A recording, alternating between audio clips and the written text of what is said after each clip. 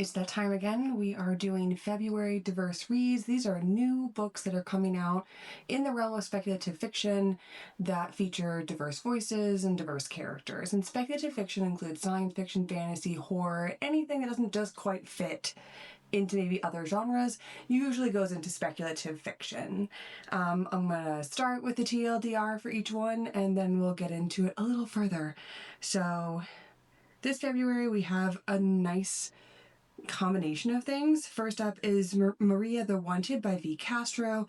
A Mexican vampire enforces justice in Juarez underworld, blood, rage, and a devil she can't resist. Next is Shoeshine Boy and Cigarette Girl by P.A. Cornell. Neon Lit Toronto, a diner, and two grifters dreaming of the moon. Retro-futuristic romance with a knife's edge. Then we have The Body by Bethany C. Morrow. A woman's marriage and sanity unravel under the supernatural siege. It's a psychological horror at its sharpest. Next is The Daughter Who Remains by Nnedi Okorafor. A sorcerer returns to slay the monster of her past. It's African futurist vengeance with no apologies. And then we have The Iron Garden Sutra by A.D. Sui. I'm sorry if I mispronounced that. A monk boards a sentient moss-choked spaceship. It is cosmic horror meets spiritual dread. And then we have the Obake Code by Makana Yamamoto. This is the sequel to Hamajan Look, and it's the greatest hacker in the galaxy is back, and this time her past is the real heist. This is Cyberpunk with claws. This is the short version of this, and now we'll get into a slightly longer description of each one. I did read Hamajan Look, and I enjoyed it so much. If you're someone who likes Becky Chambers and that kind of sci-fi, it's like Ocean's 11 heist, then like check out Hamajan Look. But to get into each of these ones a little bit deeper, we have the... Sorry, my dog is here and she's looking real cute right now. It's slightly distracting, Piper. You're slightly distracting. You're very adorable. Oh, she's laying down. She's taking up residence. She's going to be here, at least for as long as I'm here. So we have Maria the Wanted. So this is a vampire story that is sort of modern day, and Maria was turned and she is out for blood. She wants justice, and she's brand new to this vampire life, and she is being hunted by traffickers, cartel bosses, and a devil she can't resist. But she's not a victim. She is a force of nature. So it's taking back agency. It's a like rage, horror, vampire story. You might know V. Castro from The Haunting of Alhambra, and it really like blends like lore, cartel grit, and a vampire who's far more enforcer than any kind of damsel in distress. If you liked A Dowry of Blood or certain dark things, then this is one for you. And next up we have Shoeshine Boy and Cigarette Girl by P.A. Cornell. Now this is giving cyberpunk for me, and I love cyberpunk, so I'm really excited about this one. I believe it is also a novella, so it's a fast read, and in between longer reads I really like to read novellas. It's just very satisfying, and it allows you to explore one or two concepts much more deeply without having to overlay a lot of like story and plot and things like that. So you can kind of just like dig into one or two characters and do a bit of a study if that's what you're looking for, or just take one concept and, you know, really focus in on it versus many concepts.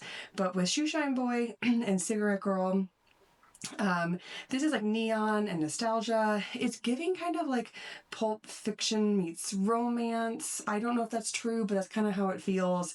And it's set in a Toronto diner where hovercars hum overhead and two grifters dare to dream. Shoeshine Boy is a hopeless romantic, and Cigarette Girl is a survivor who doesn't believe in happy endings. But when a stranger offers them a way out, their love gets put to the test. And it's like short and it's sweet and it's sharp. It is perfect for that one sitting kind of gut punch. You can read it in a day or two. And it's like underdog with romance. Those are the vibes I'm getting from it. I'm definitely going to read this one. I'm really excited about it. It is hard to find cyberpunk that isn't like bad or has like problematic crap happening in it. So I'm really stoked to read this one. I'm in the mood for a novella too. I have a lot of long reads recently. I was sick, and I basically just sat in bed and listened to audiobooks the whole time, which was kind of great, except for the fact that I felt like crap. See what I'm talking about? I'll get better. It'll get there. Then there's The Body by Bethany C. Morrow.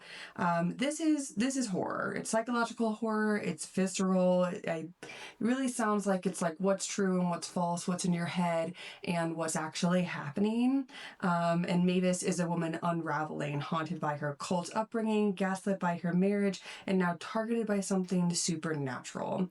It isn't just a ghost story. It's about the horrors we inherit from family, from faith, and from the voices in our heads. The attacks start small and then get bizarre and violent and deeply personal. So if you like horror that really lingers, then like this is a good one for you.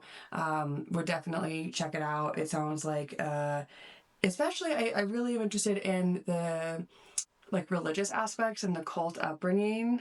I always find those topics really fascinating, and I always like a new take on them. So this is like one I'm really interested in reading. And next we have The Daughter Who Remains by Nnedi Okorafor. Now I am aware of the sort of controversy around Okorafor, but I do want to leave space for her and her work.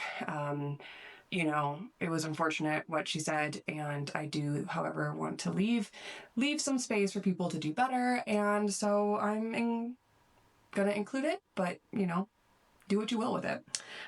This, I believe, is a finale to the She Who Knows trilogy. And Najeeba's no longer a girl running. She's a sorcerer with a mission: hunt the monster that made her. Set in a world where magic and trauma collide, this is African futurism. There's no chosen one tropes here, just a woman owning her power, and the consequences be damned. So if you checked out the other ones in the trilogy, this one is out now.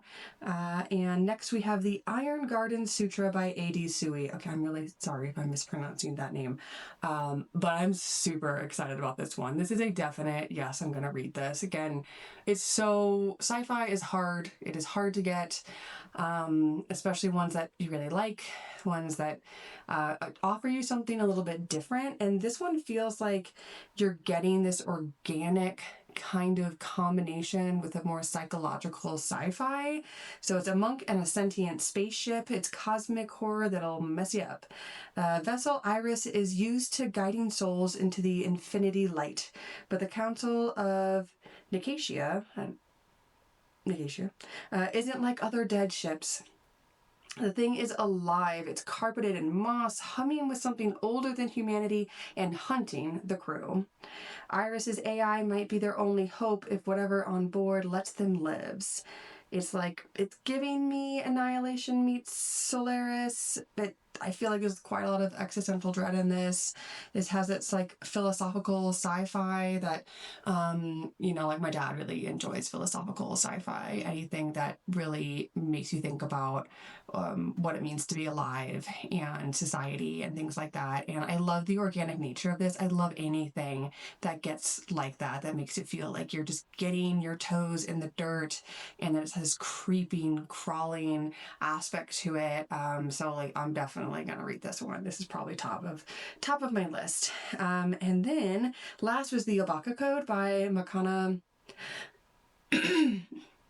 Yamamoto, and I'm sorry if I mispronounced that. This is the sequel to Hamajang Luck. It's a sequel, but I think it kind of feels like a standalone in some ways, because it takes one of the side characters, the person who was like the coder, I believe, of the group, and this is their story after their heist. So in Hamajang Luck, they went on an Ocean's 11 heist in space, and this is now following one of those people. So it is about a cyberpunk hacker who's already a legend, Malia, pulled off the heist of the century, and now she's just bored.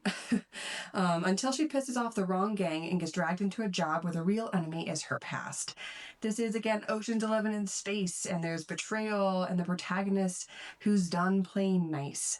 Yamamoto's writing is sharp and fast and full of swagger. So if you enjoyed like Altered Carbon or obviously Hamajang Luck, then this is the one for you. Again, if you're like a Becky Chambers fan, this is another one. If you want like sci-fi with found family, if you haven't checked out How Much on Love, I enjoyed it so very much. It has that found family aspect to it.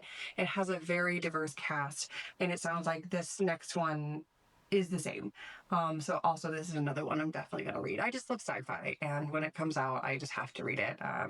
Especially when it's like queer or black, or in this case, I believe this is Hawaiian, or I'm gonna post it here because I forgot, and I don't want to be incorrect in that.